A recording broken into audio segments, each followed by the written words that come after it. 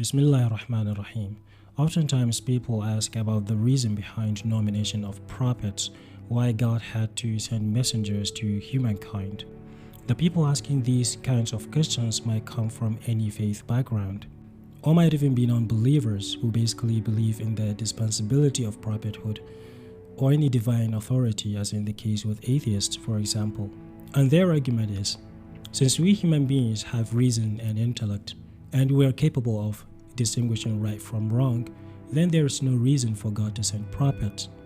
And what I am willing to share with you today regarding this argument is a narration that I saw in the book titled Hayatul Qulub by Al-Allam al-Majlisi. He is one of the prominent Islamic scholars who lived and died in the 17th century in the city of Isfahan, Iran. This narration is about an atheist who came to Imam Ja'far al-Sadiq, peace be upon him. Al-Imam Ja'far al-Sadiq is the 6th Imam in the line of the 12 infallible successors of the Prophet of Islam according to Shia doctrine. So this atheist came to the Imam with some questions, among which concerned the logic behind nomination of prophets by God.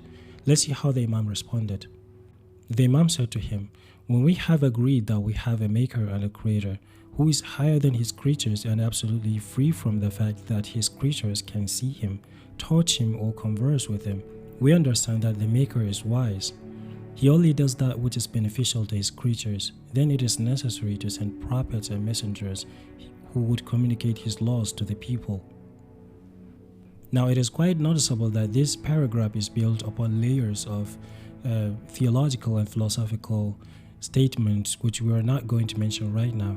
But to shed some light on it, we can say, after we have proved God's existence as the maker and sustainer of life, and that He wants what is best for us, which is why He make it our life goal to attain perfection. And actually, attaining perfection means that man has to complete the quest of life with all its trials and tests in a manner that pleases God, by cultivating good and refraining from evil. So after we understand all this, it is then necessary for Him to send prophets in order to guide us through this important quest. However, if we were to say that man doesn't need any guidance, and instead will depend on his intellect to sort every matter by himself, he will eventually not be able to complete his task, because the usual and common understandings of people, which are established because of intellect and sense perception, are insufficient in determining a path of perfection in all dimensions. And so there is no way to compensate for this limitation. The ultimate aim of man, which is achieving perfection, cannot be realized. Therefore, it becomes a necessity to send prophets in order to guide humankind toward his ultimate purpose, which he could have missed otherwise. Failing to do that would be equivalent to someone who invites a guest to his house without giving him the address, which will ultimately lead to this guest getting lost. The Imam continued mentioning the duties of the prophet, where he said, "They would guide people in the affairs that are beneficial and prevent them from those that cause everlasting perdition.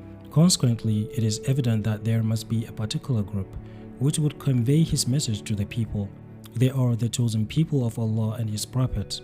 They are wise and intelligent. The Almighty has bestowed them with wisdom and knowledge and appointed them as His messengers. Their circumstances and characteristics were quite different from those of the common people, though in their creation and method they are like ordinary human beings. However, they are sent by Allah, the wise and the omniscient, with knowledge, wisdom, arguments, proofs, witnesses, and miracles, so that they may prove the veracity of their claims." So finally, we can say that the nomination of prophets by God is a logical and reasonable matter, and is a fundamental aspect of humans' mission on earth. Because if attaining perfection is the goal, then there must be a clear map and a guide to show us the way. Moreover, this guide must be able to execute his job properly, and must not be subject to navigational errors. Otherwise, he would lead his people astray, and as a result, he would need someone better than him to guide him as well. And this is why we believe in the infallibility of all the prophets, which is a separate subject in itself.